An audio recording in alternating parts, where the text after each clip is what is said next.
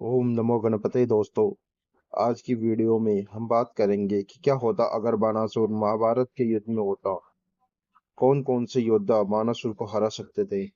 हम वीडियो में आगे बढ़े उससे पहले अगर आपने मेरे चैनल को सब्सक्राइब नहीं किया है तो चैनल को सब्सक्राइब कर दीजिए और वीडियो को लाइक कर दीजिए। दोस्तों, ऐसा कहा जाता है कि महाभारत में जो योद्धा थे वो एक से बढ़कर एक वीर एवं पराक्रमी थे।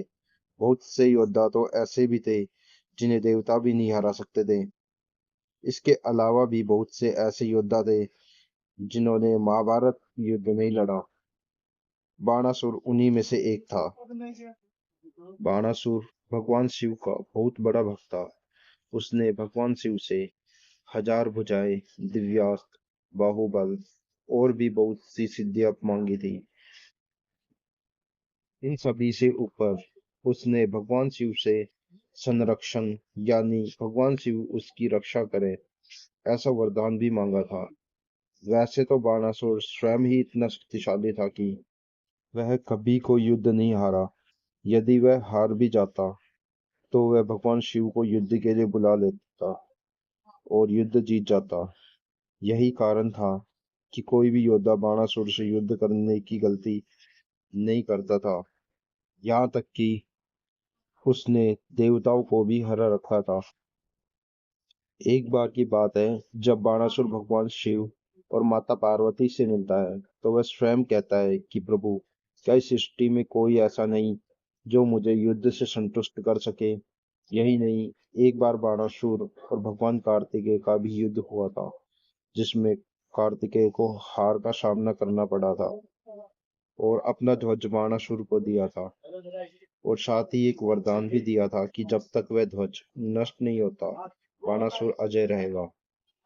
जिन लोगों को कार्तिकेय की शक्ति का अंदाजा नहीं, मैं बता दूं कि एक बार इंद्र के कहने पर सभी देवताओं और कार्तिकेय जी का युद्ध हुआ था जिसमें उन्होंने बिना किसी परिश्रम सब देवताओं को एक साथ अकेले ही हरा दिया था। जहां भगवान शिव ने आकर युद्ध रुकवाया था। भगवान शिव देवताओं को स्वयं बताते हैं कि उनमें और कार्तिकेय में कोई भेद नहीं है।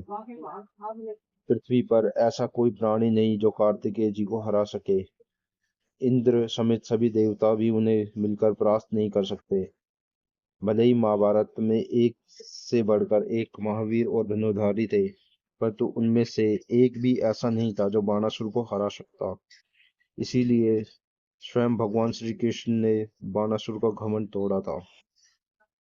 दोस्तों, यदि बाणासुर दुर्योधन की तरफ से लड़ता तो स्वयं भगवान श्री कृष्ण को ही युद्ध लड़ना पड़ता, क्योंकि उनके अलावा बाणासुर को कोई नहीं हरा सकता था।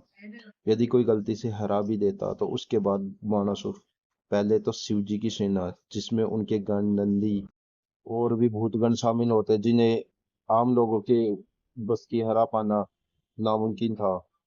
अगर उन्हें भी किसी तरह से हरा दिया जाता तो फिर वह भगवान शिव का आह्वान करता, जिसके बाद तो आप सभी जानते हैं कि युद्ध में भगवान शिव को कोई नहीं हरा सकता था।